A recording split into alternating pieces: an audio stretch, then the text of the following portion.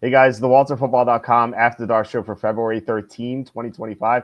We're going to be recapping Super Bowl 59, the Eagles and Chiefs. We talked about that last night, but now we have an Eagles fan here, so we get to hear his perspective. We also have a couple of other things to talk about. There's a Jalen Hurts cold take video floating around. We'll talk about that. Kenny has a new article on the site. It's about Jalen Hurts and how great he is. So I think we should discuss that as well. And whatever you guys want to talk about, just leave the comments here. We'll get to them. So please hit like, subscribe, comment below, share this video, visit the link in the description for the merch store.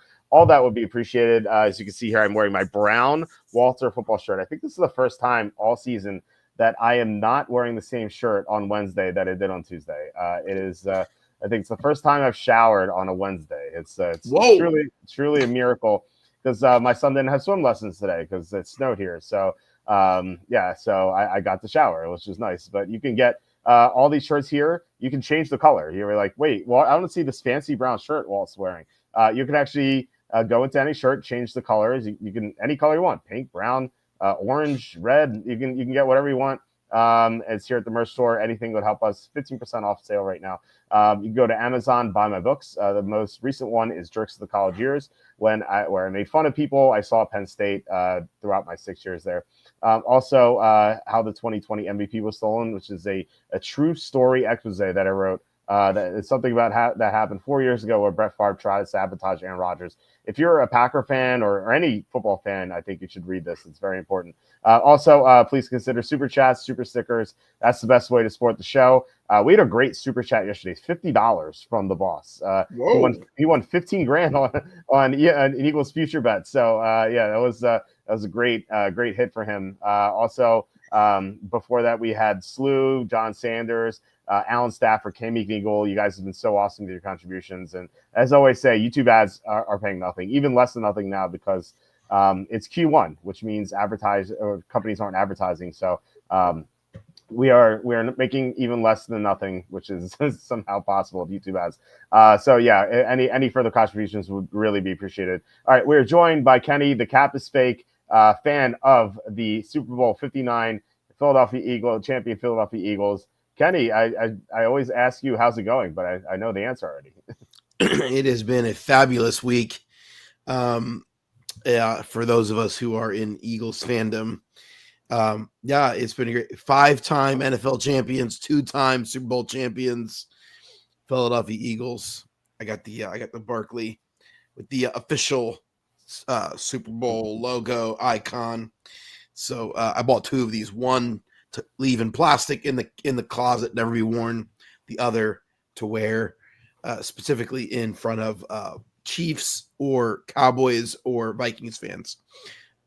Anyway, so the 3 fan bases that I like to troll the most. Giants fans, I hate the Giants as the team I hate the most, but I don't care about their fans. I don't want to you guys mean nothing to me. So no offense. If you like Walter, then love him, support him. But anyway, that's it. It's been great. Super Bowl MVP, Jalen Hurts, greatest quarterback of all time. He is the GOAT. He has surpassed Nick Foles. Oh my God, I can't believe it. I know. I never thought I'd see the day. And so it's Jalen Hurts, Nick Foles, Tom Brady, then Patrick Mahomes. That's the pecking order of the 4 greatest quarterbacks of all time. I feel like any Eagles fan would put Randall Cunningham up there too. Like I feel like that's a requirement for Eagles fan. He never won. Yeah, Randall Cunningham. Like any Eagles fan I talk to, like Randall Cunningham was so awesome back in the day. I used to not think this way. Over the years, I've evolved more and more to just being like, it's all about championships. That's it. Like it's about winning. That's it. It's a bottom line. It's a bottom line of industry, and who's got the bottom line. And so I used to be much more nuanced than that. But I think as I've gotten older, you just realize like this is what really matters, and this is what I'm going to value. Yeah, look, I mean that's what matters. And for a long time, the Eagles hadn't won a Super Bowl. One of the few franchises that had been around since the beginning of the Super Bowl that didn't win. And then they eventually won in 2017. I was there with you in Minnesota. We had a chance to go to the game. We passed it up for 2 reasons. One, because was it StubHub or do you remember? Not even StubHub. I don't remember. Actually, remember. yeah, I don't want to get this wrong, but whichever ticket service we were using charged this like insane like fee. It was like the tickets I think were like, if I remember correctly, like $3,000 each or something. But Yeah. and so we're like, okay, 2 tickets, $6,000, and plus tax, whatever. And then it was like you have to pay like 9,500 for these tickets. It's like Like it's like insane, like surcharges. service fee, whatever. Yeah. Yeah, service fee. It was like, come on, like I was so insulted. I was like, I don't want to buy from them. And the second thing, it was -5 degrees outside. I just didn't want to go outside. I wanted to stay in the bar where we were sitting eating nachos. Like that seemed like the better choice to me. But It so was a the first time, great choice. Great choice. yeah, no, we had a lot of fun. Although, I feel like life is all about making memories, and so I still regret not going to the game. Although, if you put me back there, I'd be like, I'm not going back in the cold. Like, but like, just in my mind, I'm like, yeah, it would have been a great memory just going to the Super Bowl, cheering on the Eagles because I had that 40-1 future on them, and you're of course an Eagle fan. I think that would have been like a great memory. So I do kind of regret it, although like I didn't want to go outside at all. Just I'm sure you don't miss Minnesota, right? Yeah, if I could do it over again, I'd go back and go and just Yeah. begrudgingly pay the fees. But Yeah, it was brutal. It was absolutely brutal. Cassandra says trade hurts while his value is at his peak. Uh, I don't think Kenny is up for that. Was Kenny even an Eagles fan before they won the Super Bowl the other day? Bandwagon IMO. Kenny's OG Eagles fan. I met Kenny when I was 17. We sat next to each other in what was it, internet? It was an internet class in high school. I don't know, like that's what it was called, right? I think it was just called the internet class. It's called internet. That's how class. old we are. We had a class called internet. Yeah. It was like, well, like the first week we like learned how to get an email. I'm like, I mean, I'm not that old. It makes you. It sounds so boomer. It does. It really does. But all we did was like goof around and talk about football. But that's the class where I started my website. And so like when I wasn't working on the website, I was talking to Kenny about football. And then when I was working on the website, I feel like we were both seniors, so like we were like cutting class and stuff like that. But I did like going to that class just because we got to talk and I got to work on the site. And yeah, that's how it started. Now you own the hosting company that hosts my website, which is kind of crazy. And you're my website co-host. It feels like this is a simulation, but no, Kenny, yeah, yeah, no. And Kenny was a football fan. Kenny was an Eagles fan back then, so that's right. Yeah, so I can definitely vouch for him. What went through your mind, Kenny, when AJ Brown got called for that OPI in 4th and 2 on the Eagles opening drive? I tweeted out the fixes in when it happened. I was like, after they showed it from a couple different, like at first, I mean, I was livid. Oh my gosh, like, and I'm like, I'm not believed the narrative of like, there's not a fix, whatever. I'm just like, I'm like, oh my gosh, it's fixed. I was so angry. Then they showed it from like the other angle, and I'm like, again, it's not a great call, but like not the worst call I've ever seen. And then I'm like, ugh, but then it didn't matter. So yeah, it was a joke, guys. Okay. I thought it was a bad call. I mean, even like everyone on the broadcast, including Tom Brady, who's pretty milquetoast, like he said it was a bad call. The ref in the booth said it was a bad call. My dad was losing his mind. I was like, the fix is in, of course, but the disparity between the two teams, as I mentioned a few times, is too big to rig. So the refs never had a chance. Too big to rig. Too big to rig. Yeah, the refs never had a chance. It was a dominating performance. So I want to know how you're like what you were thinking throughout the game, because like I watched the first Eagles Super Bowl win with you, and it was a super close game. We didn't know who was going to win for most of the time, and this was completely different. Like by halftime, it was like Chiefs were like 1% to win or whatever the odds were. Like they were way behind. Now we've seen crazy comebacks before, but the Eagles were just so dominant that it just seemed unlikely that that the Chiefs are going to come back. So like, how was your like thought process throughout the whole game?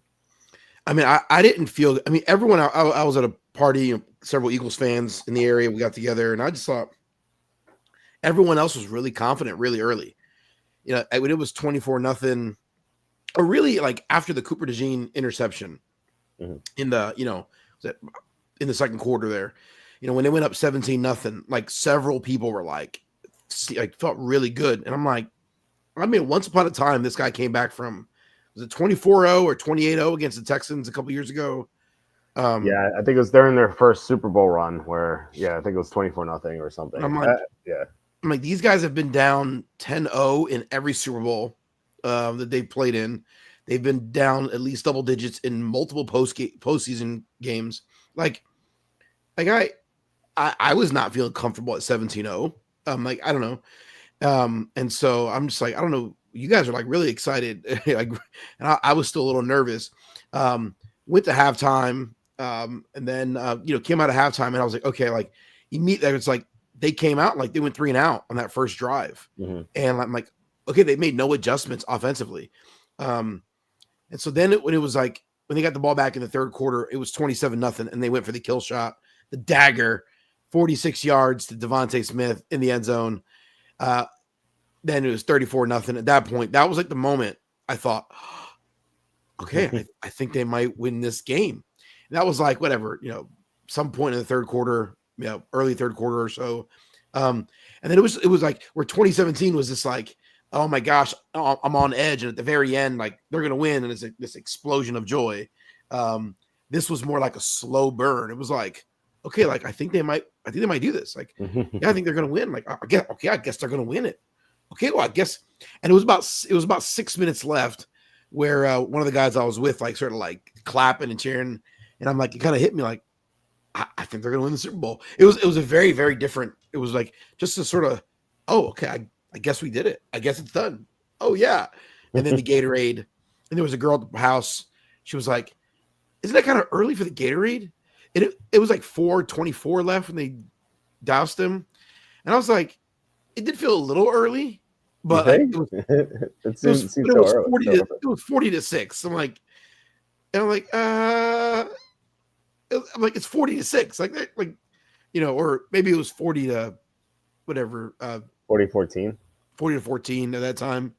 I don't remember exactly, but anyway. And I was like, no, they can't come back. Like, it's not enough time. She's like, are you sure? And I'm like, then instead of putting doubts in my head, I'm like, my friend James is like, they're not coming back. Have you been watching this game? Like, so anyway, it was great. It was fantastic. We celebrated. I FaceTime my dad as I did 2017. Yeah, we sang the Eagles fight song, and then we celebrated. Then I came home and rewatched it. It was great. So. You rewatched it that night too, the first time. Right. Yeah. So I've rewatched it 3 times this week. So the original and then the 3 rewatches. So four. I've seen it 4 times. Do you rewatch like the whole game, or do you rewatch like on NFL.com where it goes like play? It's like half an hour? Yeah. I do the condensed version. The rewatch of this it's like 26 minutes. The rewatch, it was actually really short because there were so many rushing plays. They cut the timeout in between. The rewatch of Super Bowl 52 from 2017, that one's like 41 minutes because there's so much passing in that game. Yeah. And I tried to estimate a couple days ago how many times I've seen that. My estimate is that I think I've seen it 85 times. That's my estimate. That's awesome. It's weird that like you said it's 26 minutes. You don't have to watch all 26 minutes. Like when it's 40-6, you can just stop. Like there's no point. And I guess maybe you can like fast forward to the Gatorade. I don't even know if they show that on the condensed version. So yeah, they did. Yeah, they did. Okay. So I feel like maybe that's when he stopped. Like you don't have to watch the final 4 minutes. But yeah, it was over very quickly. And I said it. I was like, I thought there was a chance that this was a repeat of Chiefs Buccaneers that we saw in the 2020 season, because I didn't think the Chiefs offensive line could block the Eagles. Like they hadn't faced the sort of pass rush really, except for like if maybe you want to talk about the Texans in the divisional round where the Chiefs only had 212 net yards. But they still ended up winning because the Texans couldn't do anything offensively at all. Even though they outgained the Chiefs by like 100 yards, they still really struggle. Like C.J. Stroud had no idea what to do with the blitz, and Jalen Hurts is really good against the blitz. So I thought that was a big advantage for the Eagles. The one thing I definitely got wrong in this game was I thought Saquon Barkley was going to have a big game because the Chiefs had allowed a lot of rushing yards recently. They allowed 83 to Cook on like 13 carries. They allowed 88 to Joe Mixon on 18 carries. They allowed 147 yards to the two Steeler backs in Week 17. I know Chris Jones didn't play, but still, at least in that game, I thought Barkley would at least have 100 or 110, and his prop was 109.5. So which I thought was I thought that was too low. He didn't even hit 60 rushing yards. The Chiefs just played the run. Like they loaded the box. They forced Jalen Hurts to beat them, and that's what he did. He threw 5 incompletions. Yep. And they didn't do any run blitzes, which they had done against both the Bills and the Texans. Mm-hmm. They just filled the gaps. It was very much, got a kind of a traditional fan the defense out wide, play horizontal, fill the gaps, and they were very disciplined. And it was like you said, they played we're going to stop Saquon and we're not going to give up any big plays. If you run blitz and you don't get there, or if it's not a run or play action, you can potentially get burnt. So they played a conservative defense, stop the run, contain, don't give up big plays. And it's basically said, okay, Jalen, it's on you to beat us. Mm-hmm. And he did. Yeah, no, he was great. I actually thought that Josh Sweat was going to win MVP. He had 2 sacks. One of the plays he made that wasn't even a sack was when he knocked into Patrick Mahomes, where he beat Joe Tooney, and Mahomes threw an interception to Zach Vaughn. Yeah, right. And I was like, yeah, if you count that, that's like 2.5 sacks and like a pseudo interception. I thought that Josh Sweat was going to win MVP, but then when Jalen Hurts threw that bomb to Devontae Smith, I'm like, yeah, this is going to be Jalen Hurts. Like, did you feel the same way? Like, because I felt like the Eagles' defensive line was really the biggest key to that game. Yeah, although, man, you go back and you watch the all 22s, which I have done. The Eagles secondary was under. I was actually annoyed. I didn't realize it. The broadcast at no point did they highlight or show. They didn't show any clips of the secondary covering the Chiefs receivers. Like you almost see that in a lot of games where there's no one open downfield. They'll show they didn't do that once in the telecast, which I thought was very odd. But if you go back and you watch the all 22 on from Game Pass, it's just they're blanketed. So I feel like the secondary probably is not getting nearly as much love as they should, because there were moments where Mahomes had time and he's running around back there looking for someone, and there's just no one open. I mean, it's remarkable. So it's both. It started with the defensive line for sure. But if you go back and watch those, there were several plays where Jalen Hurts just makes a perfect read, where he drops back, he sees the lane when he takes off running. I forget how many there's only one. I think there's only one design run, but he ended up 72 yards rushing, which he's the leading rusher in the Super Bowl for both teams. And he just and then he made some unbelievable plays. He read the defense well. And for a guy who doesn't always, I've been critical of him, and I think he deserves some of the criticism he gets at times. For a guy who doesn't always see it well, man, he saw the field perfectly. He read the defense every time, and he knew exactly where to go with the ball every time. And it's just man, that version of Jalen Hurts is impossible to beat. So yeah, I think as I go back and rewatch it, I thought, nah, Hurts deserved the MVP. And so it wouldn't have been crazy to give it. It wouldn't have been crazy to give it to Josh Sweat. Yeah. And then you're right. The dagger. And so today on Facebook, I posted 20 best moments of the Philadelphia Eagles season. And number one for me is a Devontae Smith touchdown, because that was the moment where it became obvious it was over. This is it. They're gonna be champs. Yeah. Well, do you remember some of your top 3 or top 5 moments? Yeah, I can quickly just give you the top few. Maybe okay. It's getting some likes on the Facebooks. Got the top 20. I won't give you the top 20, but I'll give you the top 6. Okay. Zach Bond's interception in the Super Bowl. Number 6. Number 5, Jalen Carter's dominant performance on the last drive in the Rams playoff game in the snow game.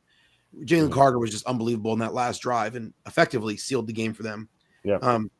Saquon's 78-yard touchdown run in the fourth quarter of the snow game against the Rams in the playoffs. Number 3, Saquon's 60-yard touchdown on the first play from scrimmage for the Eagles in the NFC title game. Number 2, Cooper DeJean's pick 6 in the Super Bowl on his birthday. And then number 1, the Hurts 46-yard, the dagger touchdown pass from Smith, or from Hurts to Smith. So That's my top 6. I'm surprised you didn't have Nick Sirianni yelling at the fans, um, or calling trying like a 57-yard field goal against the Jaguars. Yeah, they had some weird moments with Sirianni, but he did have a good game. And the Vic Fangio I thought was the big X factor. Like as soon as they hired him, I'm like, okay, the Eagles defense is going to be a lot better than it was last year. In 2023, the defense couldn't stop anyone through the air. Run defense was at least good, but their pass defense was atrocious. And they got Fangio, they got DeJean, they got Quinion Mitchell, and some other guys, Chauncey Gardner-Johnson and Zach Baun. Like they just really improved. I'm surprised you didn't list Saquon Barkley's like backward hurdle. It's on there. It's on there. Okay. It's number 13. Like everyone thinks it's a great moment we'll all remember, but like he hurdled the guy backwards and it garnered him an extra 3 yards. Like I know. It's like cool though. It is cool. If he had like hurdled the guy backwards and then like flipped around and ran another 30 yards for a touchdown, then it would probably be in the top 5 or higher. That's true. Yeah. It's funny enough. I completely missed your number 3. The Barkley run against the Redskins. Oh yeah. What happened was the Redskins had that super long drive. Like my daughter who was taking a nap, she started crying, and I'm thinking like, okay, this is a really long drive. What they're gonna do that like how they do that sometimes when they go like commercial kickoff commercial. I thought they're gonna do that. I was like, okay, I have some time. So I went up, I got her, changed her diaper, came downstairs. There's a commercial on. I'm like, okay, yeah, this is exactly what happened. And it comes back and it's like 7-3. I'm like, wait, what happened? I completely missed that touchdown. I had to watch it. I had to watch it on replay on Twitter. So, but that I like that you had the two moments in that Rams game for the playoffs. So the Rams were the closest team to knocking off the Eagles. Very close. Yeah, they came down to what? They're the 20-yard line. Yep. Now, granted, Hurts got injured in that game, but still, like the Rams, they had that furious comeback, and Stafford almost got them. It's kind of crazy to think that it was almost Rams-Redskins in the NFC Championship, and then we would have missed out on this completely dominating performance against the Chiefs. So I don't know. It was a great win. The team was amazing, and I even said I said during the show, I think it gave it like a 10 to 15% chance the Eagles would blow out the Chiefs. And I was like 0.1% that the Chiefs would do that to the Eagles. I thought like the only way the Chiefs would do that is if like Hurts and Barkley got hurt and then there was like some weird turnovers or something.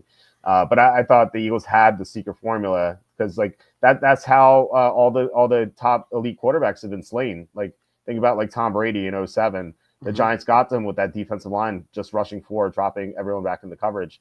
The Chiefs against the Buccaneers. The Buccaneers had this amazing pass rush. The Chiefs could block. And the Bucs dismantled them, and it's the same thing happened in this game. So it just goes to show that it's so important to add talent to the defensive line, and that's what the Eagles have done all the time. Like they always like that draft when they drafted Jalen Carter, and then what's his name, Nolan Smith, that same year. Yeah, that was just an amazing draft because they just replenished their defensive line talent and. Now they have this great front that is going to be terrifying, assuming they do re-sign these guys. So I think it's this game was interesting. That it's like they scored 40 points. The offense could have scored more if they wanted to. Like but like that's not normal in the Super Bowl. People don't realize like the offense scored 33. Obviously, the defense scored the pick 6. So the offense scored 33. Probably could have scored more if they wanted to. Like Tom Brady's most points ever scored in a Super Bowl was 33 against the Eagles in Super Bowl 52. They lost. The next most score, he scored 32 against the Carolina Panthers in Super Bowl 38, back in 2003. So like, most of the time the defenses that are making it to the Super Bowl are good defenses. Maybe not the best defenses, maybe not great, but like you don't make it to the Super Bowl with a terrible defense. Like if you're in the Super Bowl, you at least have a mediocre or above average defense. And so like, hey, it's actually hard to score a lot of points in the Super Bowl. And so the fact that like, I think some people, I received some people on Twitter like, oh, this was just the defense. The offense did nothing. I'm like, are you watching the same game I'm watching? Like the offense did score 33 points and the Kenny Pickett was in with 6 minutes to go. Like Kenny Smallhands was getting play. Like, what are you talking about? Like, and they played conservative toward the end because they didn't have to push it. Like, so if they were in a scenario where they had to score, there's no doubt that offense could have scored 40 points or more. Like, so anyway, I think it's odd to think that like this was just defense, the offense did nothing. No, it was a well-rounded match, or well-rounded team, all team performance. Yeah, that I like you say that 40. They could have scored more than 40. I made a bet during the second half when it was I think it was 27-0. I made a bet that the Eagles would score 41 plus points at like 10-1 odds, or like maybe 9-1 odds, and then they score a touchdown. And then they kick a field goal, another field goal, and I'm like, come on, just score a touchdown. They score and then score another field goal or something. And then like when Kenny Pickett was in, they were like almost in field goal range. I thought like maybe they would try one. They were a little too far, but I was like come on. And when Chauncey Gardner-Johnson had that pick six, that would have got me there. It didn't happen. Like you're right. Like they could have scored more than 40, and I just needed that 1 point. If it was a CFL, we could have gotten a Rouge or something, and that would have been nice. But that stung. I also during the game there was this prop on FanDuel. It was like I want to say like 400-1 that the Eagles would win by 46 points, and I found it when they were. I found it at halftime, I think, and I was like, it's probably not going to happen. Well, I put $10 on it. It was like 10 to win 4,000. I was like, why not? I even texted Evan, who's the co-host on Tuesday. I'm like, look what I found on FanDuel. He's like, I like it. It didn't hit, but I felt like, if the Chiefs were not going to do anything, then it had a chance. That was at least fun. Slew says Chiefs not crossing the 50-yard line until less than 3 minutes in the third quarter was a shocker. I think that was possible if it was the Giants, Titans, or Patriots, but not Patrick Mahomes and Andy Reid. Yeah, look, I mean, this was almost as impressive as what the Ravens did to the Giants in 2000, when I think the Giants didn't cross midfield until like the fourth quarter, so like they did a little bit better. But like the Giants had Kerry Collins, like this is Patrick Mahomes, like the best quarterback in the NFL. Like Kerry Collins was a decent quarterback. He was never a top 10 quarterback. Yeah. I mean, I hate to like. This performance, the 2007 Giants keeping down Brady, keeping Brady down, to only 14 points, Brady and Moss, that's pretty impressive. But like even like the 85 Bears, like they went up against like Tony Easton and the Patriots. They were not good. Like they were kind of like a Cinderella story, didn't belong there. Like they got smoked. And like, yeah, that Ravens team was great, but like, come on, man, it was Kerry Collins and I don't know, Monty Toomer and like bunch of okay players, whatever. Delicious Jojo Vicious. Like, come on, like a bunch of bums. Anyway, bunch of soul sucking bums. And so, like, yeah, this is as impressive. Like, if you want to say 2007 Giants, like, all right, like that one I'll say is probably, like, I hate to concede anything to the Giants, but like that maybe that's the performance that I would say, okay. But I think this was this is remarkable. I don't know, maybe like the Buccaneers dismantling of Patrick Mahomes a couple years ago. I don't know, they had Tyreek Hill, like that offense was really good. So maybe that is in the same ballpark or better as well. Yeah, definitely. I think it was. I think the 2007 Giants performance was really impressive because those other games are blowouts. Like the 2000 Ravens, they blew out the 2000 Giants. You mentioned the Bucs Chiefs. The Bucs blew out the Chiefs. That Patriots Giants game was close throughout. Like it came down to the final possession, and so the Giants had to go all 60 minutes. Like they couldn't let up at all. Whereas like the Eagles, they could afford to let up because they were up 40-6. Like they didn't have to care in the fourth quarter. Whereas like that 2007 Giants team had to just go all 60 minutes, and it was impressive. And if you mentioned the Patriots, I think another great defensive performance was the next year after that Ravens Giants game, the Patriots Rams game. That's right. The greatest show on turf, where the Patriots defense just limited Kurt Warner, Marshall Faulk, Torrey Holt, Isaac Bruce, Azahir Hakeem. That great offense that couldn't do anything, and Tom Brady led that final drive to win. They were 14-point underdogs. Yeah, yeah. I did like. I remember I liked the Patriots at plus 14. I didn't think they'd win outright, but I thought they'd keep it close. Because I remember earlier that year they played a game against the Rams, albeit at home. But they kept it to a 7 point game, I believe, and so they covered the spread in that game. I'm like, yeah, they did pretty good against that offense the first time. I think they could maybe slow them down. Like I said, I didn't think they'd win outright, but that was the start of that dynasty. And I don't Yeah. know. I mean, like how far do you think the Eagles would go here? They have a young defensive line. Jalen Hurts is what, 26. Saquon Barkley still has a few years in his prime. AJ Brown still young. Devontae Smith still young. Like, yeah, I feel like the only old guys on the team were Lane Johnson, Brandon Graham, who's going to retire. Darius Slay. Darius Slay, but he's not even like one of the top corners anymore on the team. He's probably the number 3 corner at this point. So like, do you think the Eagles can repeat, or do you think they can have like a 3 out of 4 Super Bowl run? Yeah. Like what do you think what do you think they could do? I mean, can they? Sure, they could. Will they? It's just really hard to do. I mean, the Patriots, they won that Super Bowl. The very next year, they missed the playoffs. So, and then they came back, and and then it was weird. It was like, because they won as underdogs, and they were like kind of like scrappy, kind of barely winning games, and then they missed the playoffs. So like a lot of people were like, "Oh, that was a fluke. This Tom Brady guy sucks," and and then like the next year they come back and they just that's what it seems like the dynasty really began. So yeah, it's almost like it's just hard. It's really hard to do. Not impossible, but it's just really hard to do. It's hard to stay really good for a long time, which is why what the Patriots are have done over the years and what the Chiefs are in the midst of doing is just really, really impressive. Yeah, I mean it could be Eagles Chiefs again next year, and the Chiefs are almost certainly going to focus on their offensive line this offseason. I'd be shocked if they don't. Oh, they're going to overpay Trent Williams or whoever's available, right?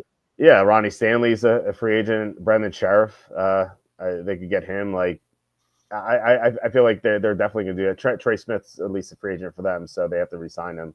I saw someone tweet, a Chargers fan said something like, watching the Super Bowl, realizing why the Chargers took Joe Alt instead of a receiver.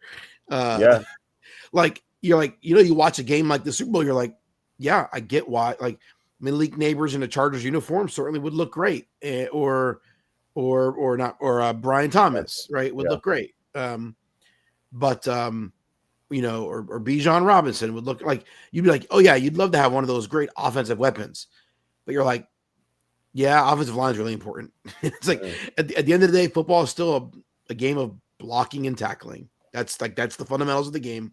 And if you can't block and you can't tackle, you're not going to win a lot of games. If you can block and you can tackle, you got a chance.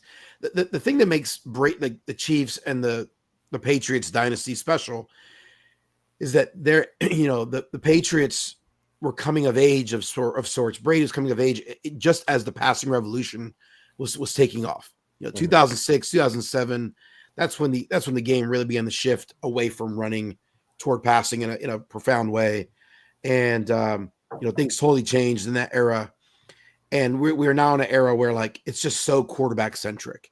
And we've seen some quarterbacks, not elite quarterbacks, win, Joe Flacco's and Nick Foles. But like those guys on Super Bowl Sunday, they were elite those days. Like Joe Flacco, pretty mediocre for most of his career. Yeah. Eli Manning, pretty mediocre for large stretches of his career. But in those 2 Super Bowls, Eli Manning was brilliant. In the Super Bowl against the Niners, Joe Flacco and the Ravens were excellent. Like on that day, Joe Flacco was elite. And if your quarterback's not playing elite, you're not going to win the game. Like that's how the game is structured. So if you don't have an elite passer, like stringing together multiple titles is difficult. And so Jalen Hurts is really good. I think I've underrated things about Jalen Hurts, but he's not the elite, consistent, accurate passer that everyone loves and covets. And so I think for that reason, there are ways in which you could beat a Jalen Hurts. So yeah, I think I think the Eagles should be the favorite in the NFC going in the next year. But I think at the end of the day, like it's going to be hard for them to repeat. It's not an easy task. Yeah, actually, before we get to this article, we had a question from Connor McCauley. Who wins the Super Bowl next year? Any outside bet? I know it's early. So the Eagles are the favorites right now. I think they're 6-1. I published a betting futures article here. Not really an article, but just like 4 teams I have.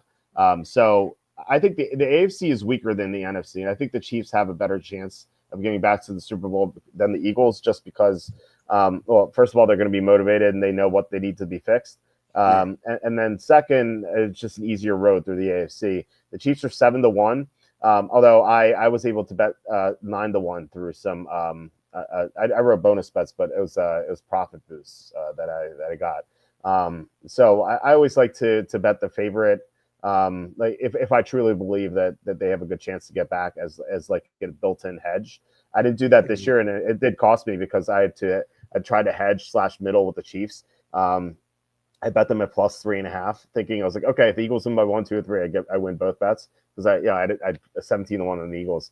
And then I bet plus 7.5. I parlayed plus 7.5 and Jalen Hurts over 25 rushing yards, which Hurts like easily hit. It was like it was the plus 7.5 that didn't hit. I thought for sure that the Chiefs would stay within 7. Like I mentioned that I thought like there's a chance it could be a blow up, but I thought that if it was like the Chiefs could come back and get some garbage time, they could be down like 21, score 2 touchdowns late to get to within 7, and then in game I bet plus 9.5, and then my dad bet plus 16.5. All losers.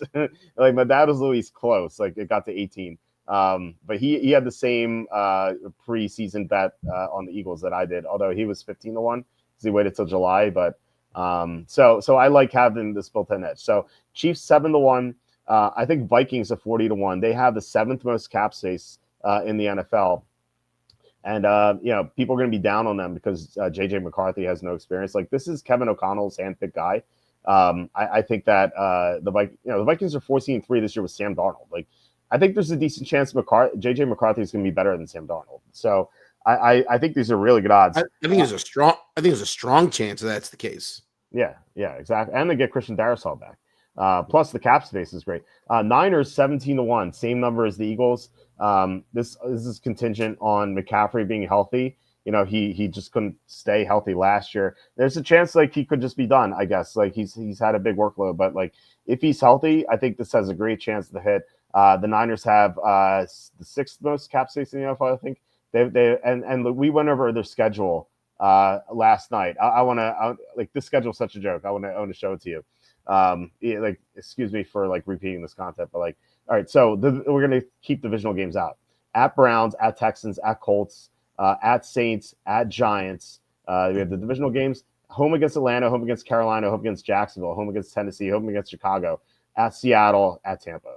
This schedule is ridiculously easy. And so if they're healthier, they have this great schedule and they have the 6th most cap space in the NFL. Like I think there's a good chance the Niners bounce back here. And the last team, the Redskins, 20-1. Actually, you can get 23-1 on FanDuel, which is kind of tilting because I didn't see that after I bet this. But I know you have Gene Daniels. The Redskins have the 3rd most cap space in the NFL. They're the favorites to trade for Myles Garrett. If they get Garrett and they sign T. Higgins, like that's terrifying. I'm sure you would agree as an Eagles fan. Like this team is on the rise. So, and I mean, Jaden Daniels was great this year. Mm-hmm. If he takes another step forward, then they're going to be very competitive. And I think they're the best value. If you're betting futures like that, I think they're the best value.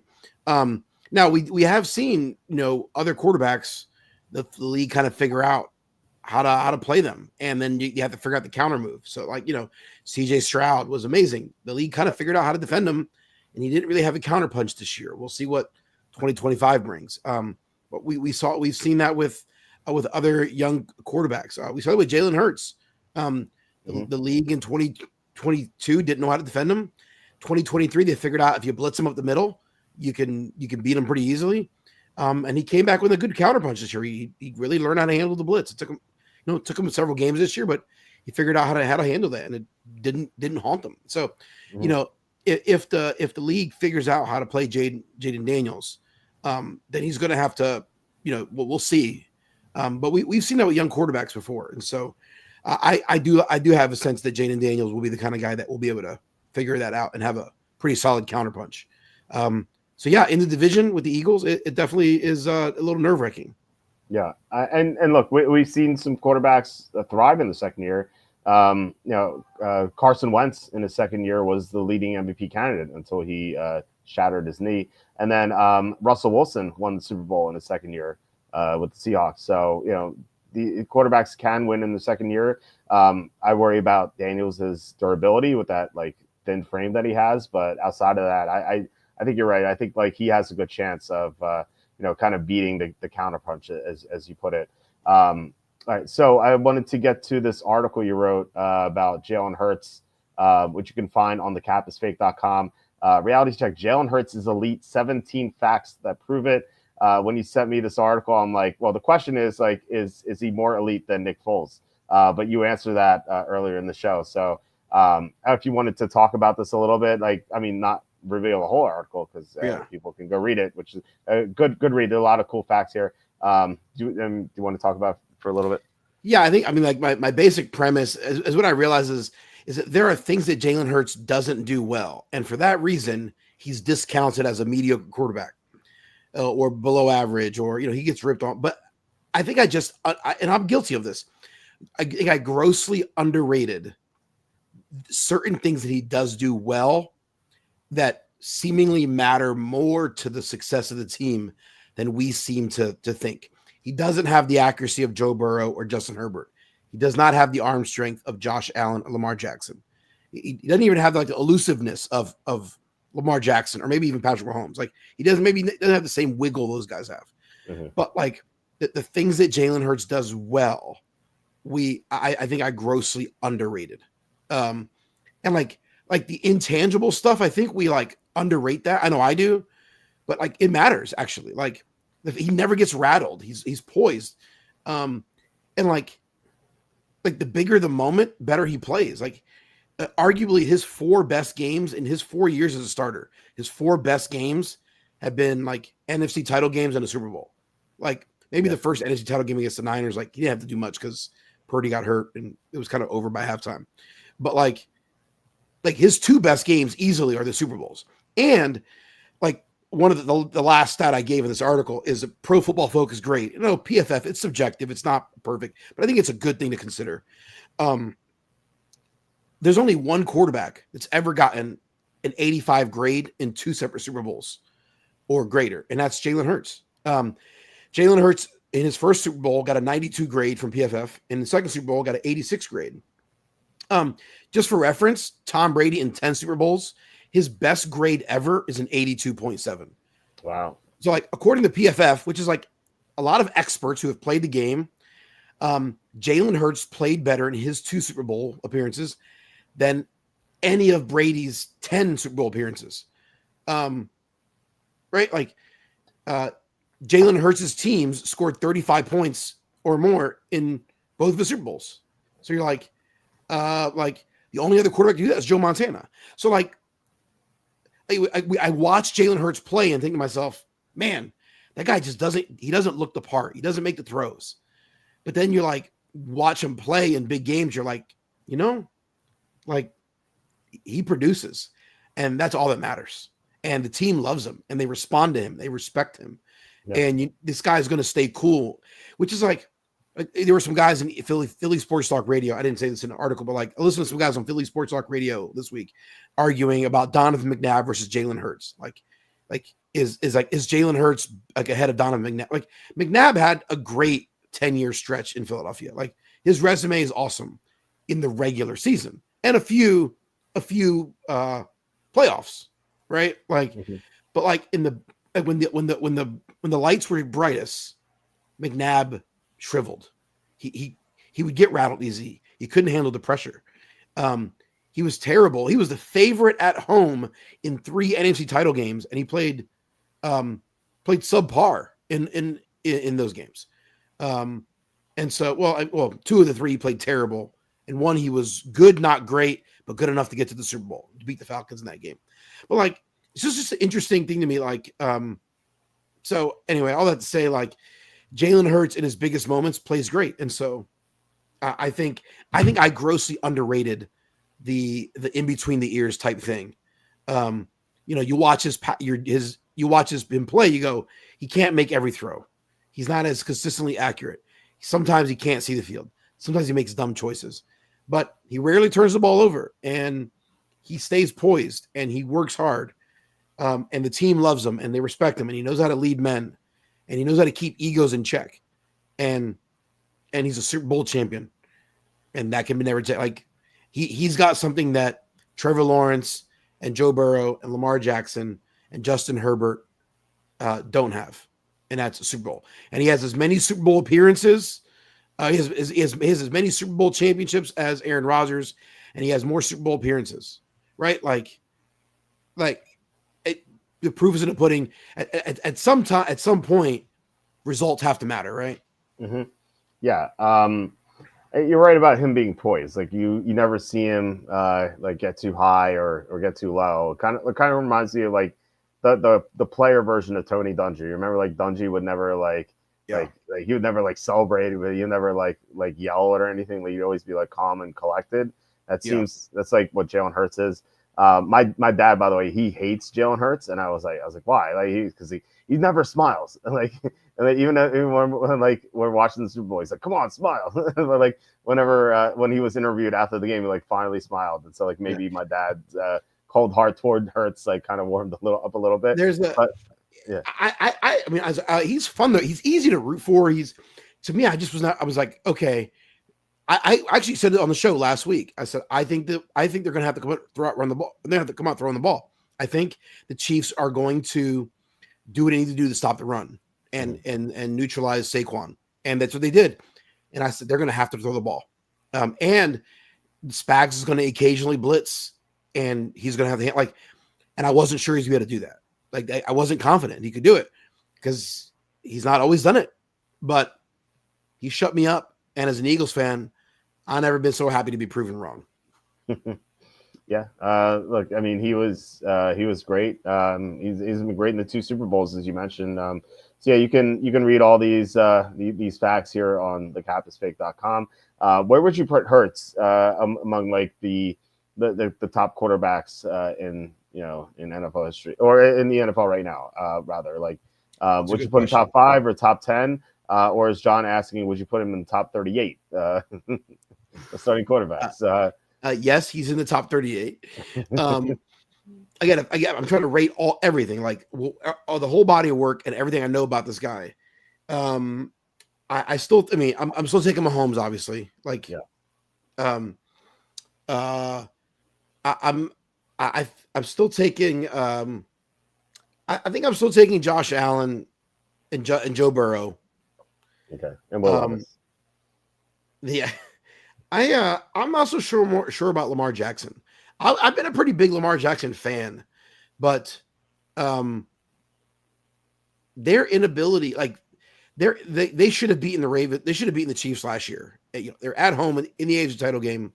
They had every opportunity to beat the Chiefs there, and I felt like Jackson came up small in that game, and I feel like my confidence that Jackson is a leader of men and that he can be great on the biggest moment, it has gone down. And honestly, I feel that way about Josh Allen a little bit right now. After like watching this Chiefs team and like their defense, Josh Allen, if he was the quarterback everyone says he is, would have won. They would have beaten the Chiefs in the AFC title game, even in Kansas City. And so I think Burrow to me still, because he's playing with a crap defense and a team that doesn't want to build around them. And he has beaten Mahomes, right? There's only 3 quarterbacks to beat Mahomes in the postseason. It's Brady, Burrow, and Hurts. The only 3 guys that do it. And so I'd say, like, I think to me it's Mahomes, it's Burrow. And then I think you could argue Hurts could be number 3 in that mix. Like, at the worst, he's 5. At best, he's 3. Yeah. I'd put Allen up there. And you you dissing Lamar Jackson could draw the ire of all the people on Twitter who have Josh Allen derangement syndrome. There's a lot of them. Like, yeah, I can't believe people are so angry that Josh Allen won MVP. I was like, when he won MVP, I'm like, yeah, that makes sense. I assumed he would win MVP because he was the favorite in sports books and he had the best resume. I'm like, yeah, obviously he won MVP. I thought there was like an outside shot Lamar Jackson could win it, but Allen seemed like the logical choice. And then there's like so many people are like, this is a DEI MVP. Like the voter MVP voter should be replaced. They called Fat Jim Miller, one of the MVP voters. They called him racist, and I was like, like Jim Miller voted for Lamar Jackson the year before, first of all, and like second, like the only things Fat Jim Miller is racist against is broccoli and the gym. Like that's all. That's the only thing he doesn't like. It's kind of ridiculous. Like I thought Josh Allen was definitely an MVP this year. But so I definitely would have Mahomes, Josh Allen, Joe Burrow, 1, 2, 3. And then the question is Lamar Jackson or Jalen Hurts. Like Lamar Jackson has done more. Obviously, he's been in the NFL longer. He's started longer. So he's had more of an opportunity to build up these stats and great seasons. You have to wonder, like, where would Hurts be if he had played as long as Jackson has? Like you'd have more chances to go to the Super Bowl. Like, what if Lamar Jackson came in 2018, Hurts came in 2020. So Jackson's had 2 more years. And in these 2 years, Hurts could get back to the Super Bowl once, maybe even twice. And then we're definitely putting him over Jackson. So I think he's 4 right now.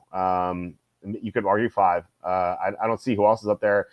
The only question mark I have is Jaden Daniels. Like if he beats the counterpunch and improves upon his rookie year, then he's definitely top 5 as well too. So yeah, he could be in that mix. Yeah, I mean, John Sanders is saying like Allen can't play defense. Like here, like I get like, yeah, but like Allen had opportunity. At the end of the day, I'm just looking at the AFC title game. I look at the quarter. This is a quarterback-driven league, right? Like we're all about the quarterbacks. Like these guys are all making $50 million a year for a reason. Like at the end of the day, like give me the quarterback that's going to make the plays. And Josh Allen had the opportunity to make the play to keep his team in the game, and he just didn't do it. Sorry, John. Like he failed. He didn't do it, and Jalen Hurts did. Well, bottom line. To be fair, the officials had a hand in what Josh Allen. They did have a hand. Yeah, but with all the and it's in part maybe it's Sean McDermott. I'm not confident in Sean McDermott. I don't think he's that great. I think he comes up small. I think he clams up. I think he's afraid of Reed and afraid of Mahomes. I think they could do well to change the scenery. So yeah. At the end, I just like, I don't know. It's a bottom line league, right? Like, this, that, shoulda, coulda, woulda, like, get it, like, put it on yourself. And like we've seen that with Mahomes. Like Mahomes won a Super Bowl with Darius Toney and Juju Smith-Schuster as his best receivers, and a 7th round rookie running back and a mediocre defense. He's won, Mecole Hardman was like his go-to target last year and they beat the Niners. So like at the end of the day, like Mahomes is like back-to-back seasons, when they played the Eagles in Super Bowl 57 and then last year in Super Bowl 58 with the Niners, like they played an NFC team that clearly had more talent than them back-to-back. And Mahomes found a way to win the game.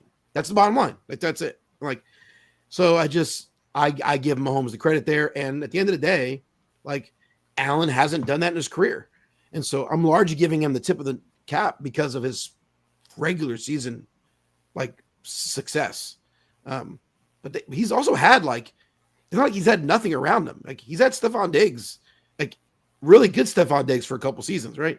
Like Cook is not a schlub. Like their offensive line has been decent. Like it's not like they've got they've had some decent players, like, so it's not like Allen has had nothing around him the way Joe Burrow's defense right now is just total slop, right? I mean, yeah. So I mean, it's just, you could argue over the last couple of years, Allen has had more talent around him than Mahomes has. Um, yeah, well, I wouldn't say this year. This year Yeah. the receiving core is pretty bad this year. Like Khalil Shakir was the number one receiver. Like they traded for Cooper, but he got hurt. Kincaid, who dropped that pass, is John pointing out. Yeah. But that throw was amazing if you think about it. Like before the snap, Tony Romo himself, who calls out the plays as if he knows what's going to happen, was like he's like Josh Allen's going to have a lot of time on this play, and then as Sean and then Spagnolo sends this exotic blitz that like Romo's never seen, and Josh Allen's like under pressure, running out of the pocket. He just heaves the ball downfield. It goes right to Dalton Kincaid, and like Kincaid just flat out drops it. Like that was. I mean, that was an amazing play on Josh Allen's part. Just like he got no help from Kincaid, but Kincaid was playing with a torn PCL, so you just never know how that's affecting him. And like Kincaid just was pretty underwhelming this year, and like now you find out that he was playing hurt. And so like you just look at the rest of the Bills, like supporting cast this year is really bad. In the past, it was better, as you said. They had Diggs, and that one year where Josh Allen just went berserk in the playoffs. It was that game that Gabe Davis caught 3 touchdowns against the Chiefs.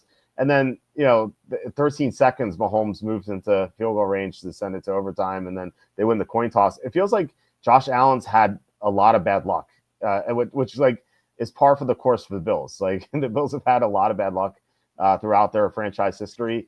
And just it feels like with better variance, they could have beaten Mahomes once or twice in the playoffs, and it just hasn't happened. But it can happen. I think the Bills will ultimately win the Super Bowl with Josh Allen.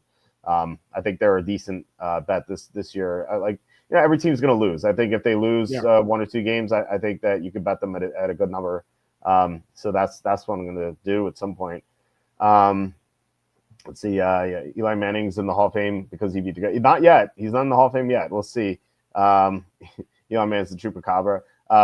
Would you thinking of him be different? The kicker squib kicked it in the 13-second game. Yeah, I mean, look, they would have went onward in the playoffs. So yeah, they would have played the Bengals. They would have played the Bengals, right? Yeah. So that would have been an interesting game. The Bengals in Buffalo, right?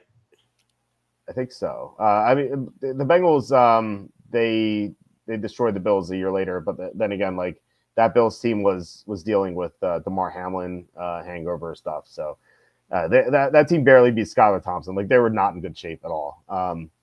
But anyway, I thought for the last thing to talk about, we might as well get into the cold take video that's been circling on Facebook. I saw like some people were liking it in my feed, and you asked me, "Is like, did you watch it?" I'm like, "No, I remember talking about it. I'm like, my memory is pretty good, so I remember distinctly talking about it." It was, for those who don't know what we're talking about, this was the 2020 NFL draft. It was the COVID draft. And round 2 of the 2020 NFL draft. And keep in mind, Eagles coming off a very rough round 1. Like horrible. One of the worst picks in Eagles franchise history. They drafted at number 21, Jalen Reagor over Justin Jefferson, which you think about it, like what if they had Jefferson and AJ Brown right now? That'd be disgusting. But anyway, so they draft Jalen Reagor of Justin Jefferson, which was like not even like it wasn't even hindsight. Everyone knew that was a bad pick. It was criticized at the time. I had Reagor in the 2nd round of my mock draft. I had Jefferson going to the Eagles in my mock draft. And Jefferson fell to them. I'm like, wow, like this is gonna be great for the Eagles. And they drafted Reagor, who's just like a speed guy, and that's it. Like he was not a receiver. It's just he's just like a track star. And so that was terrible. And then the Eagles draft Jalen Hurts in the 2nd round. And this was I feel like I remember Eagles fans being even more appalled about this one because the Eagles just recently, like months prior, had re-signed Carson Wentz to this massive deal. And I remember just thinking like, how in the world does this make any sense? It was akin to the Falcons drafting Michael Penix Jr. 2 months after giving Kirk Cousins $100 million. It was like the same thing. And like at the time we were like what in the world? Like what are the Eagles thinking? And so we did an instant reaction video right after day 2 of the draft. We usually don't do this stuff, but we're like we have to talk about this. And so we did like a 20-minute video on why we both thought it was a terrible pick. I called it the worst pick in NFL history. And I forget what you said exactly, but like I don't, if you want to talk about what you said, and then like we can talk about why. Well, we'll get into it later, but like, what would you say about that? Yeah, if anyone wants to, if everyone's not seen it, you can. I mean, I actually linked to it in this article. So if you go to thegapIsFake.com, there's in the article I linked to it, kind of in the second paragraph there or second section. I basically just said this was a terrible pick because one, I thought Jalen Hurts was best case scenario a backup quarterback, and you don't take your backup quarterback in the middle of the second round. You take a backup quarterback, a potential backup quarterback in the fourth or fifth round. Like that's what you take. That's where you take a backup quarterback. Right. So I'm like, okay, like, so that was my first beef. This guy's not good enough. He doesn't have the talent. You should, he's a fourth round guy. And then I would say, then the second reason was they literally had just handed Carson Wentz up, $120 million guaranteed. Like Carson Wentz, you are going to be our quarterback for the next decade. So like there's no chance that Jalen Hurts is going to be the starter. So why are you like, you don't draft a guy in the second round unless you think he has the potential to be like second round players. Anyone you draft in the second round is a player that you expect to be a contributor on your team. You expect they got to be a starter at some point in your team within 3 years or less. Like you don't draft a guy in the second round to be a backup at any position, but especially at quarterback. And so it made no sense. And I just thought, I just was beside myself, and this team that team had so many holes and needed so many players. And so I although in the video, I'm advocating for them to take certain guys in the second round that most of them are not in the NFL anymore. It's because to show it, like, it's so hard to predict this stuff. Real quick before you get to that, John Sanders 313 super chat. Just want to get to these super chats. Kenny, would you pay? Oh God, you're the man. Thank you so much, John. Really appreciate it. Kenny, would you pay James Cook $15 million a year? I like James Cook. I don't think he's that great. Yeah, I wouldn't. I'm with you. I like Cook. I wouldn't pay any running back $15 million a year unless it's like Saquon Barkley or Christian McCaffrey or something. Not McCaffrey now, but a couple years ago. Saquon Barkley is making $13 million this year. Bryce Huff, who was a healthy scratch in the Super Bowl, making $17 million this year. Wow, that's crazy. That's insane. That the Eagles' defensive line is so good, and yet Bryce Huff did nothing this year. So anyway, you just want to go on. 15 million, like I don't know, maybe. Yeah. No. I want to go on with what you're saying about Hurts and the draft. Yes. Those are the two big reasons, right? And then even after they drafted Jalen Reagor in the first round that year in 2020, I sort of like convinced myself, like I said it in the video, like over the course of 24 hours, because round one was on Thursday, round two was on Friday. Mm-hmm. And so like I kind of convinced myself after Thursday night that like, okay, the Jalen Reagor pick wasn't that bad. Like I kind of convinced, like after I heard like their explanation, I'm like, okay, okay, maybe this guy's gonna be okay. But like, it was very specific. Like Jalen Reagor does specific things that Carson Wentz likes to do. Like there are certain types of passes he likes to throw.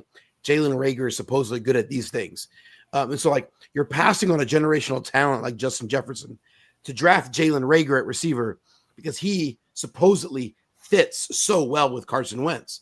So like, and you just handed Carson Wentz $100 million plus contract. Like, so right. Carson Wentz is the guy you're building around for the next decade. And then you spend a mid-second round pick on Jalen Hurts, on a quarterback that we think doesn't have the talent to be a starter. So it's like the process is so broken.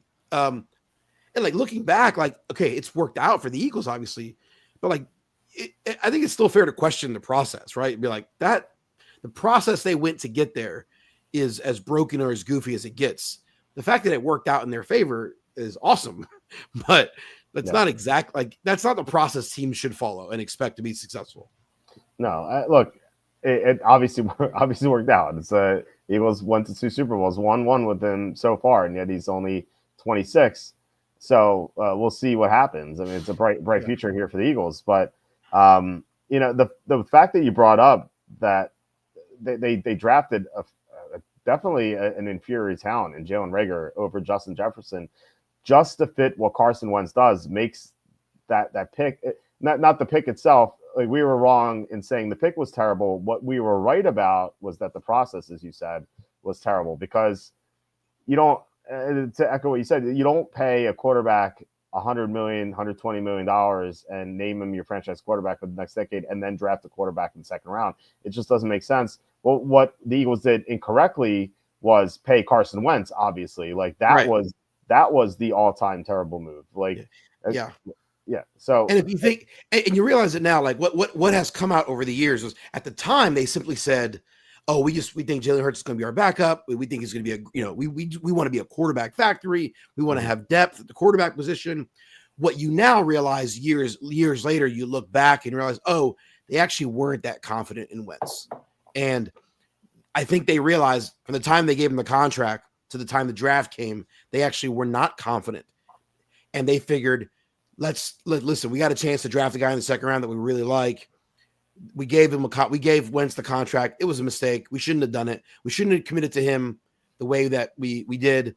Let's not compound that error. Let's just go ahead and get the guy we like the second. Like, it's obvious to me that they weren't fully bought in on Wentz, which makes the Reagor pick even worse, right? Like, okay, we're not really bought in on Wentz. We're still going to draft an inferior wide receiver because he does the things that Wentz likes. But it's obviously how we saw in Jalen Hurts. Like, man, I really like this guy. I really think he could be a good quarterback in the NFL, and had a much higher grade on him than most other teams did. Apparently, what has come out since it, the Eagles pretty much had the second highest grade on him. The only team that had a higher grade on Hurts was apparently the Steelers. The Steelers were seriously going to draft him in the second round as well. So, and somehow, the Eagles knew that, so they knew they couldn't wait to the third round if they wanted him. And so, at the time they said, "Oh, Wentz is our guy. We're committed to him. Hurts is going to be our backup." Actually, we now know that not to be true. They actually had question marks about Wentz. In that, so but as you said, the mistake was when you handed a guy $100 million contract that you had questions about. So you effectively paid that guy, $50 million a year to play for your team in an era where the quarterbacks were getting paid $30 million a year. They gave him $100 million to play 2 seasons. That's what they did. They traded him away. I mean, it's crazy. So, pretty remarkable. But I mean, it has worked. Now, I will say this though, Howie has said, and I think NFL GMs in general should learn from this. That was the 2020 draft, just total debacle of a process. But from 2021 on, the Eagles drafts have been absolutely legendary. Yeah. I mean, the players they've drafted, they've gotten 3 quality starters every year from 2021 on. I don't know how it stacks up to other teams, but I think Howie Roseman learned from that draft. He realized the process was broken, and then he said, "Okay, let's just draft the best players available who have the best chance to be great at the next level, and regardless of position." And that's what they've done, and that's why they're Super Bowl champs. I mean, you look up and down the roster; it's a bunch of guys they've drafted in the last 3 or 4 years. Yeah, I mean, look, you're right. 2021, Devontae Smith, Landon Dickerson, starting interior lineman, Milton Williams, who had a great year. Had the strip sack against Mahomes. Kenneth Gainwell, 5th round. That's a good value. 2022, Jordan Davis, Cam Jurgens, 2nd round starting interior lineman. Nakobe Dean, who's the one guy the Eagles are missing. He got hurt late in the season. 3rd round there. Even 6th rounder, Grant Calcaterra, who's is a good blocker. Then 2023, Jalen Carter, Nolan Smith, Tyler Steen, who filled in well, and then you can't forget Tanner McKee, the Irish assassin, in the 6th round. that's when you take your backups, by the way. And then this year, obviously, Quinion Mitchell, Cooper DeJean, Will Shipley, I think has a ton of potential. He's stuck behind Barkley. Yeah, I mean this is excellent draft. Jalix Hunt. Jokes Hunt. Yeah. From Right. Houston Baptist University. I mean, just like, and he played, he gave meaningful snaps in the Super Bowl, right? Yep. I mean, so like, I think teams can learn from that. Like the Eagles had a particular way of approaching the drafts that clearly was not the right way to approach the draft. They made dramatic change in how they after the 2020 draft, and it has paid off. And so other teams have done this. The Ravens have been successful drafting. Like it seems like it's not rocket science.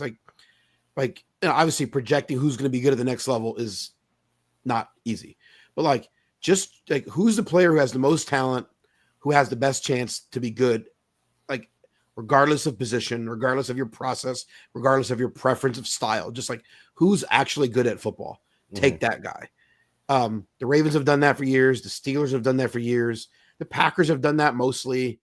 The Niners, the Seahawks had a stretch where they did that well. And like, so it's not a surprise. Those are the teams that ultimately have been productive teams over the last decade or plus. Yeah. And John pointing out reminds me of the Penix pick, which ironically may also work out. Yeah, it's funny that I guess the lesson here is if and I think it's a good lesson in real life, not just football. Don't double down on mistakes. Like if you think you made a mistake and realize it's a sunk cost, like, and if you really like a quarterback prospect here, don't pass on him because like, oh, I paid Cousins, I paid Carson Wentz. Just realize you made the mistake and try to move on. And yeah, you can apply that to anything. A stock you bought. You're like, if you bought a stock, it goes down, you realize, oh, I made a mistake. Don't stick with it. Sell it. Just take the loss. Don't double down. Don't buy more shares because you're trying to lower your cost average. Just get out of the trade. Yeah. Some young girl, some young hottie you're dating, and you realize she's crazy. Don't double down and marry her. Yes. Get out of that relationship. Exactly. Right. Yeah. And that's exactly what the Eagles did. And so they did really well to make amends for their mistake. It was just that like when we did this video, we knew something was way off. Like it didn't make any sense. And so we said the Jalen Hurts pick was terrible. What like I said, what really happened was the Carson Wentz contract was terrible. We just kind of misread the situation. But we were right that something was horrible. It was just like we just pointed to the wrong thing, So that's like I don't even feel bad about that video. It's just because like the Eagles made a huge error, but they did well to compensate for that, and just kind of like Atlantic did with Cousins at the signing of Cousins, then the Penix pick. I think like the other thing that Wentz, like the Wentz Hurts situation shows us, and like I think Tom Brady has shown us this, and there are others, like the mental aspect of playing quarterback is really the most important element of it that like is really hard to gauge as like, because we don't know I've never met Jalen Hurts. I've never met Tom Brady. I've never sat down and talked to these guys. Like, I'm not in the room with these guys, so I don't know. I'm watching games. I'm watching the same Game Pass film that's available to any other schmuck like me, right? Like, so like, there's not like the intangibles. I can't rate those. I can only rate what I see. And so, like Carson Wentz, like after the Hurts thing, like you could he clearly is a thin-skinned guy. Carson Wentz was clearly an insecure guy, and when they drafted Hurts, it really bothered him, and it bothered him all year, and he just never. I saw an interview of him a couple of days ago, going into the Super Bowl, where he made a comment. They were like, how was your relationship with Hurts? He was like, well, it was COVID, and we didn't get a chance to work out with the rookies a lot, and so we didn't really connect much, and it was kind of like you're basically just making excuses for like why you didn't really talk to this guy. Like, don't tell me it was COVID. Like, you guys are in the quarterback room together, like all right. like, and so you could just tell like didn't have the thick skin that Hurts does. The mental does get rattled in big games, and like I think that's where Tom Brady excelled. Like that's where Peyton Manning struggled for years. Peyton Manning was like just had all the physical talent in the world and should have been better. I think probably should have won more Super Bowls. Like probably should have led that team better. But like I think in big moments came up small. And his brother is the exact opposite. Eli had inferior talent, but in the big moments, shine the brightest. I think someone else mentioned Terry Bradshaw in a comment earlier. Like Terry Bradshaw's quarterback rating in the regular season of his career is like 70.1. Mm-hmm. His quarterback rating in Super Bowls is like 114. Like it's the greatest disparity between regular season and quarterbacks in history. I mean, it's like this. It's remarkable. Like when the lights are brightest, some guys just like that turns them on. Like that turns them on. That's a gross way to say it. Sorry. The After Dark show. It's the After Dark. I came out wrong. That's not how I meant to say it.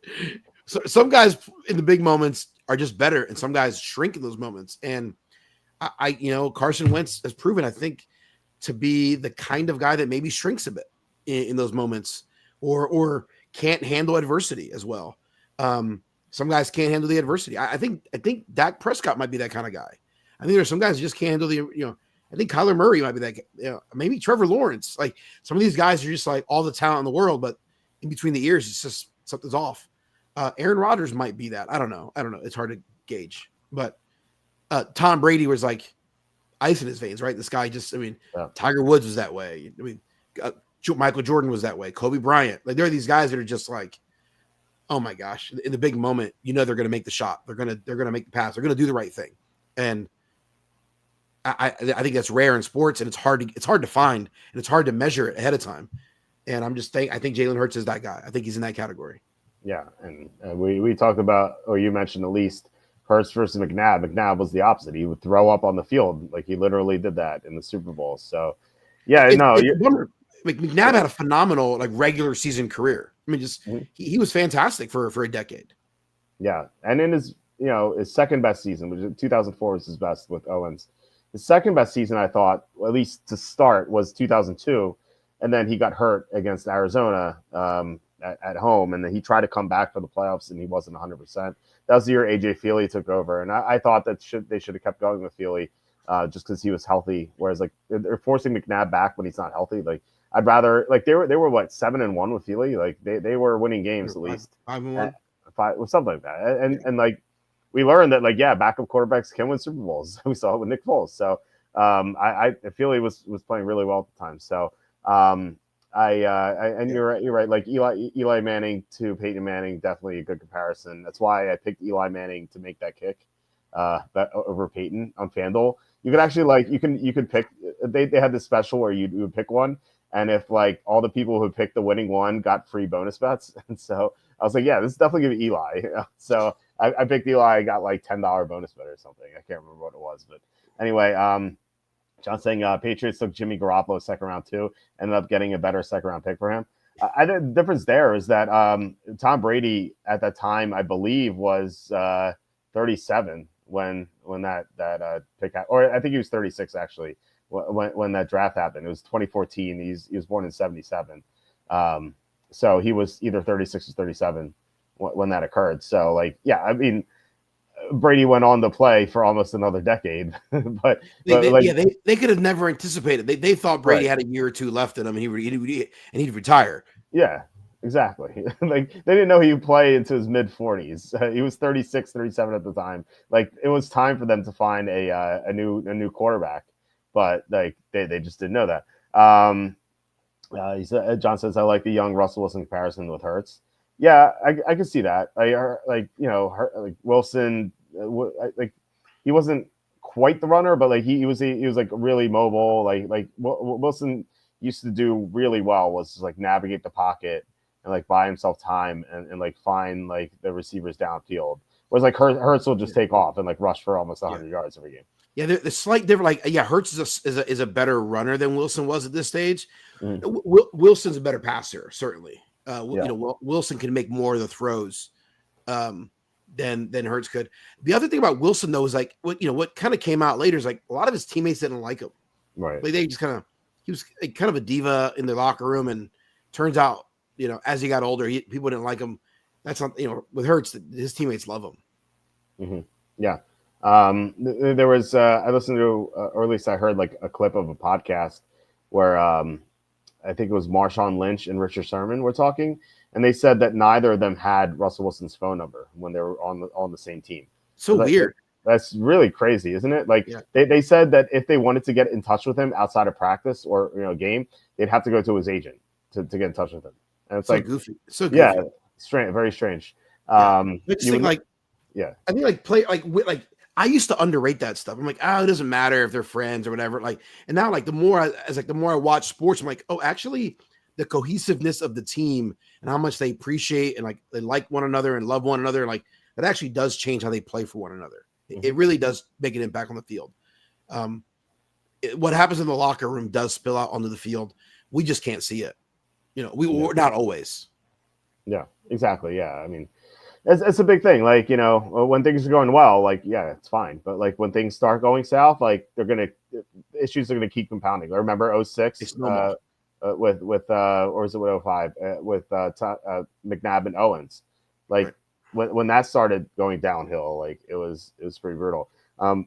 John asking the big question: why don't Philly fans throw batteries at players anymore? Getting soft. Well, I think I can answer this, John. It's the economy is pretty rough. People can't afford batteries. Where's people getting this money from to throw batteries? Listen, Batteries used to be cheap. listen, listen. Of all the things I thought you were going to say, that's not it. I don't think they ever threw batteries. They threw snowballs. They threw batteries. There was a battery incident. Okay, I don't remember that. They I remember the Packer fans threw batteries at a player, and Oakland Raider fans threw batteries at a player. I don't remember the yeah, Phillies. there and the Browns and Saints. They both had games where they threw beer bottles onto the field. Yeah. This is like 02 or 01. I think it was the Saints first because like there was just like an egregious call, and so they just started throwing like beer bottles onto the field to protest the refs. And then the Browns fans did it the next week. It became like this trend, and like the NFL just had to like shut it down. And I think I think that's what made them stop selling beer after like the third quarter or something. And so they had to change their rules. John saying JD Drew. I just found it. It's JD Drew in Yeah. 1999. Yeah. Some Phillies fans, not Eagles fans. I mean Philly fans, but The different sort of person. well, Philly fans, well, Phillies fans, like the ones who go to the games, like there are Phillies fans who go like every single home game. Like that's crazy.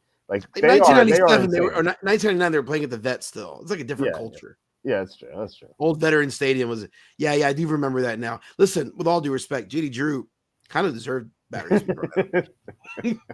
He was a punk. Yeah. If anyone ever deserved it, it was JD Drew. By the way, what really irks me is when people say, "Oh, Philly fans booed Santa Claus." My answer to that always is like, no, they didn't boo Santa Claus. Santa Claus is not at the game. They didn't boo Santa Claus. First of all, first of all, what really happened was the Eagles. They were supposed to have the halftime show where Santa they hired a Santa Claus to perform. He didn't show up, and so they had to find this like someone in a Santa suit in the stands. And they got this like guy. Yeah, they got this drunk guy like he was like meandering around the field, and like Philly fans, what is this? And they started booing this guy. But like my whole point is this yeah, Santa Claus, whether you believe him or not, is not at this game. He's making, if you believe in him, he's making toys, and if you don't believe him, obviously he's not going to be at the game. So they were not booing Santa Claus, like they're booing someone else. I have a question for you. Yeah. What is the percentage chance there's anyone watching this video right now that believes that Santa Claus is real? Well, I think more than 0% because maybe not right now, but my son sometimes takes my phone and he knows how to access YouTube. He's just turned 3.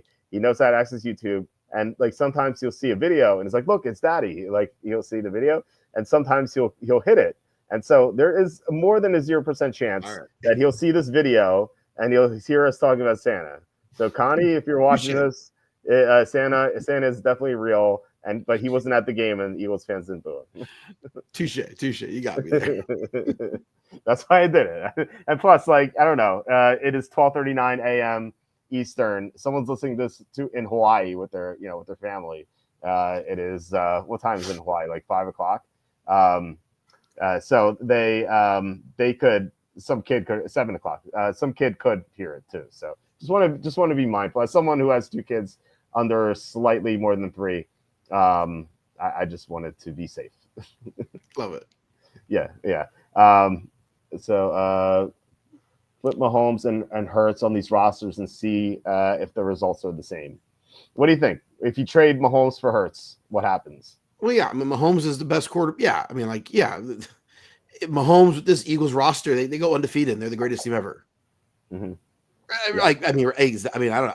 I think I say that with such confidence. Like, yeah, if they swap positions, this Eagles team with Saquon and yeah, Mahomes has never had receivers like Hurts has. So for sure, like, I mean, well, he had Tyreek Hill for a couple seasons, but like, and he's had Travis Kelce his whole career. So yeah, but like this assortment of talent that Hurts has to work with is impressive.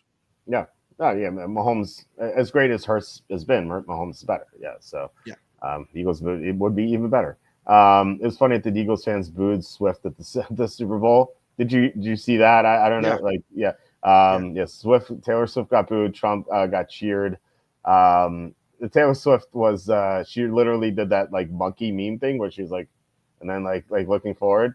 She mouthed to, or she said to her friend, it was like some kind of like satanic performer from what I heard. But she said to her friend that she's like, "What's happening?" As if like you have like your head buried in the sand here. Like, what do you mean? What's happening? Like, you backed the wrong horse. Like, yeah, you're gonna get booed.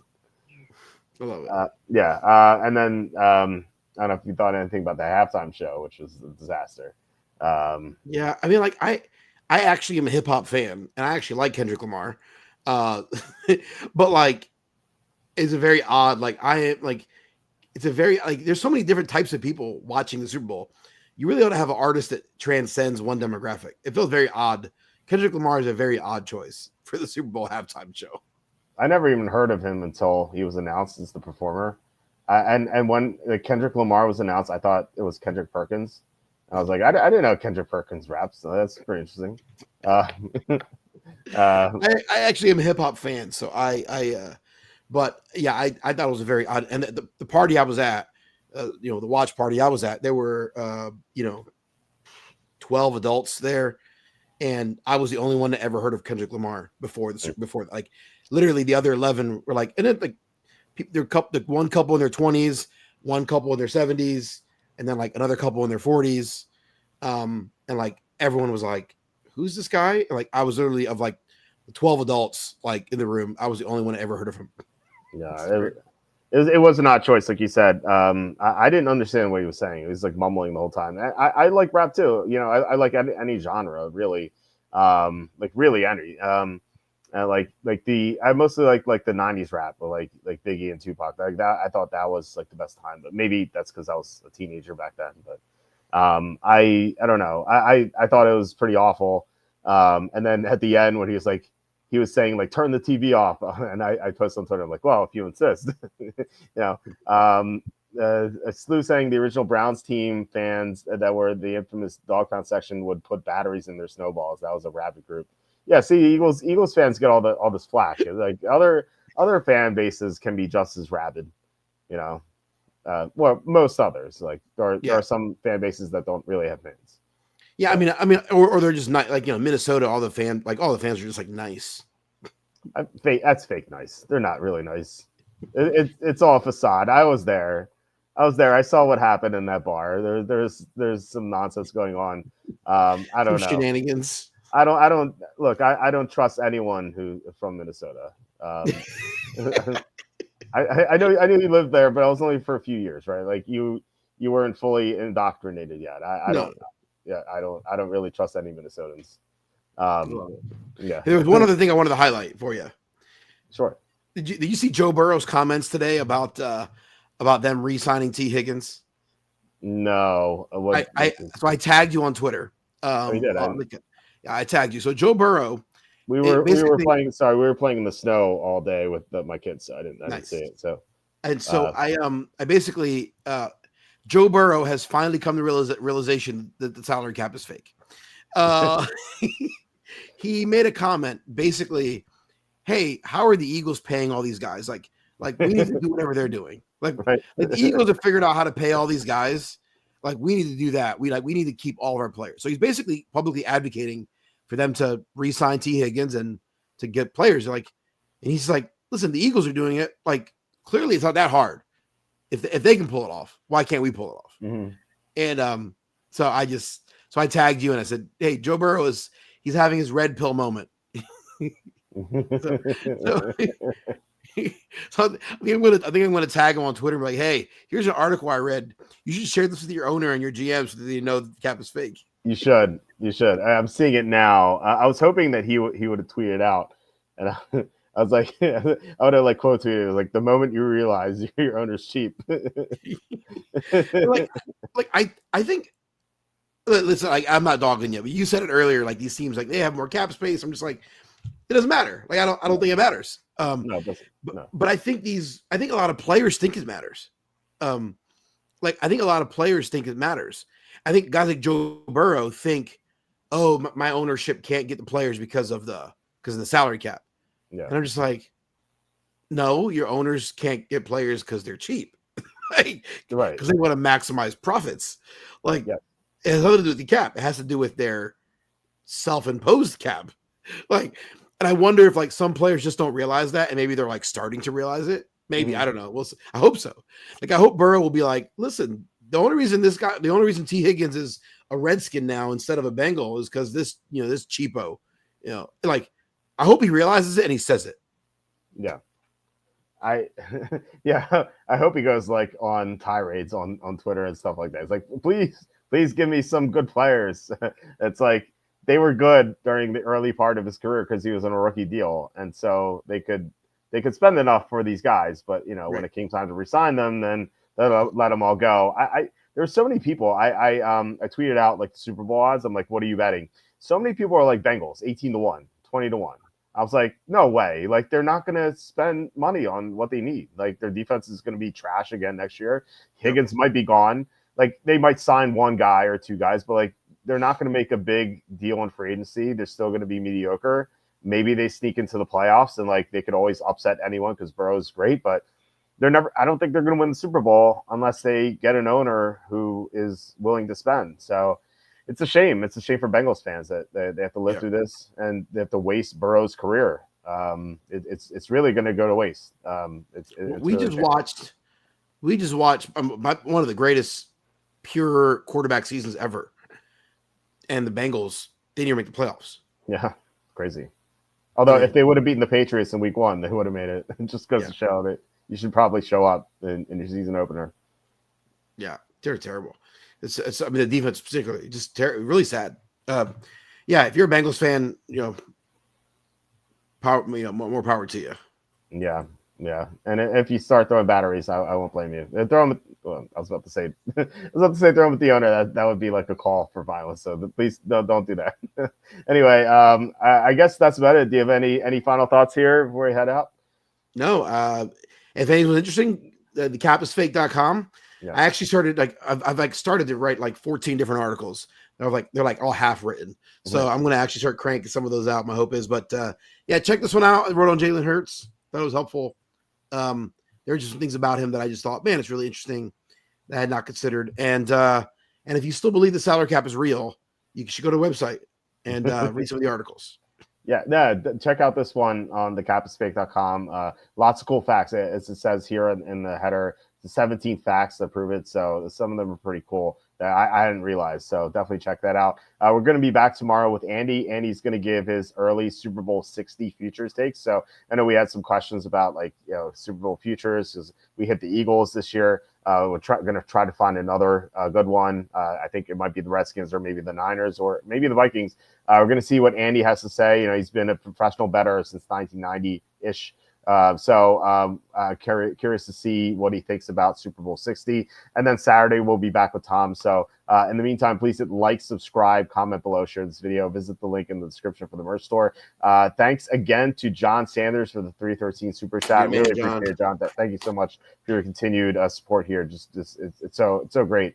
I can't say that enough. Like, it really helps. Like, this is, I probably quadruple what we would have made just on the YouTube ads, maybe even more. It is pretty sad. So thank you so much, John, and thank you everyone for watching and commenting. Just really appreciate it. All right, Kenny, love doing this with you. I know you're going to be off next week. I think you're traveling, right? So we're going to see you in 2 weeks. And I think we're going to start our 2025 fantasy football content then. So it's never too early. Never too early. Oh, yeah, definitely not. So, yeah, looking forward to that. All right, guys, we're going to be back tomorrow. I hope everyone has a great night, and I'll talk to you then. You the man, Walt.